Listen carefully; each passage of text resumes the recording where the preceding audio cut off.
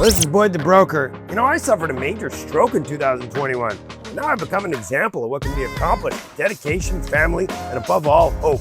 I'm willing to discuss anything so that others will find inspiration to recover as well as I have. Boyd the Broker podcast, real estate, wealth, and wellness. Yeah, Well, where are you? my gosh, photography is part of real estate, part of wealth, and probably part of wellness, isn't it? I mean, holy crap, that's a trifecta. So Jennifer, tell us about your business because, and you know what?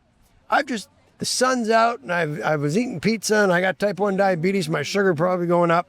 There's somebody that I spoke about you to recently, a client of mine, and they were talking about some sort of photo session they did with you, and I'll be darned if I can't remember who it was. I thought I remembered it and I threw it out there and it wasn't them, but you're going to get a text from me one day because I'm going to remember one day. Yeah. But talk to me about Faulk photography. All right. So I photograph people around the South Bay here, and mostly Hermosa Beach, Manhattan Beach, because I live local, and I do families, events, and I really love taking graduate photos, so senior photos. My son just graduated from Miracosta. Oh, really? Yep, and he was here for first time he came home. So we saw him last week, and he went to Berkeley, Oh, nice. which is awesome. So we got to see him last weekend on Parents' Weekend, first time since we dropped him off. And then he was kind enough to come down for this. He just left about 10 minutes ago, but he... I think I saw him. Yeah, it was his. Yeah. You know what the coolest thing was?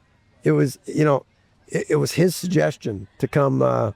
Maybe he's feeling a little homesick or he wanted to see his friends or sleep in his old bed or something. But it was his suggestion to come help us for the day. And that was pretty cool, right? Mm-hmm. Yeah, that was really cool. So it's all local stuff. So you do photography for... What's the most popular photo? I mean, it's got to be wedding photos, right? Or is graduation 1B or 1A or what? This time of year, it's definitely families. Lots of families like to get their card photos. And in the spring, I would say more graduation. Yeah. That's right. It would be seasonal. Duh. It's got a podcast, Well, but it's not very class bright. is over. It's at all times. But yeah. And then, so you only do it in the South Bay? Is that... No, I do travel, but it's mostly in the South Bay. Everybody loves the beach here. Lots of photo shoots on the beach. So do you do studio shoots as well, or is it mostly... No, I'm just... Yes, I'm just like Location. on location. Yes. On location shooting, and it's mostly the beach. I mean, not everybody has these beautiful beaches, right? So that's the perfect backdrop for you to make a family look better. How's that for a political way of putting it? Well, that's my job, to make people feel at ease. And I really strive to make people comfortable in front of the camera, because even though we're in LA and there are lots of actual models, the average family is not used to having a camera in their face. So I really like to try and make them feel comfortable and look natural and stuff like that. And how does somebody get in touch with Faulk photography? I'm on Instagram, as you know. Yes. And I do post a lot there. My own creative stuff, my own personal stuff, and then my client work. I have a website, jenniferfaulkphotography.com. Okay. Yep. Perfect. About it, yeah. I'm finally glad that we met. I mean, that's the cool thing about doing this podcast. I invited a few people over, and there's some where I've had internet connections with, or Instagram connections. You and I have gone back and forth a few times, but again, it's gonna freaking drive me nuts. I really want to know what Right? it is. It's just like, and I'm trying to you can hear it probably. My brain's going like this, trying to remember who it is, and I thought I knew, and I just don't. It's gonna happen. It's gonna come to me.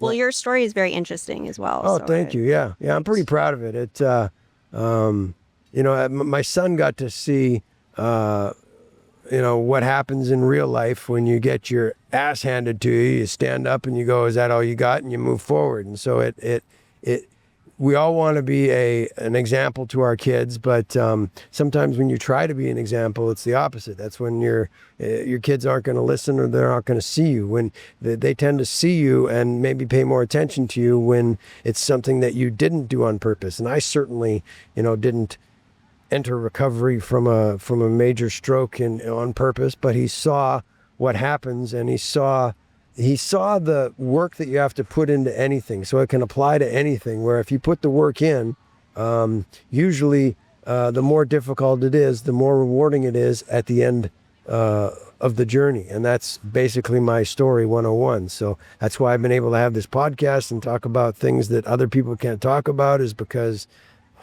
I've been there. I wasn't sure that tomorrow was going to happen, and so I'm able to actually, everybody says, oh, you live for today because tomorrow, it's a saying, right? But it's real. It's true. I dropped my son off at 8:30 in the morning, didn't say I love you, didn't do anything, thinking that he's just going to school. And then an hour later, I'm having a hemorrhagic stroke, AFib, and intubated, everything. It happens, and I wouldn't have seen him again. And so there's a story there where it's like, and that's another thing. Oh, tell people that you love them because you never know what'll happen tomorrow. And everybody's like, oh, yeah. And they forget about it. But then somebody like me comes along and it's like, oh, it does happen. It does happen in our community. It does happen to people that maybe are in decent health, decent whatever. It just changes you. And other people, if they can reflect on it or learn from it or practice a little more love for the people around them, we're all a little better for it. Yeah, I fully agree. Yeah. I really try teaching my kids that as well. Yeah, it's tough, right? I mean, and they get an age where they listen and they don't listen. They listen, they don't listen. I mean, you never know, right? And how